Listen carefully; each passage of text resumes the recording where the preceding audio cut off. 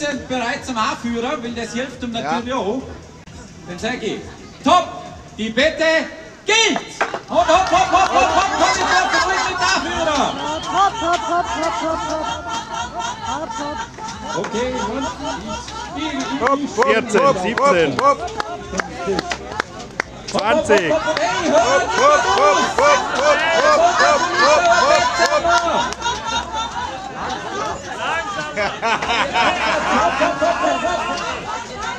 Und gib ihm! So, oder? Was sagt die Zeit? 37, 38. Wir sind bei 33 Sekunden! 33, Beine zusammen, klatsch, Gernot! Du schlagst bereit, hopp, hopp, hopp, hopp, hopp, hopp, hopp, hopp, hopp, hopp, hopp! Bolini und zack!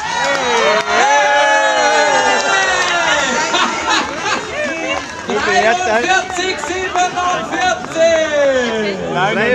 43, oder? Herzliche Gratulation! Neuer persönlicher Rekord hat das Publikum ausgemacht. Ja, ich glaube, es wären ein bisschen mehr drin gewesen, da hat es wirklich gefuchst. Also, doch man kennt unter 40 Sekunden war da. Also unter 40 Sekunden, das heißt, diejenige oder derjenige, der das Bett dazu gewinnt, kann du noch fest üben, bevor er nicht schläft. Genau. Wunderbar, dann sage ich jetzt einmal in erster Linie, machen wir kurze Pause. Wir sind im Hintergrund schon am Auswerter, 43, 47. Super, schau mal, ich hoffe, dass der Trainer da ist und zum Albert so mit sind. Gehen wir so raus. Herzliche Gratulation, danke Christian.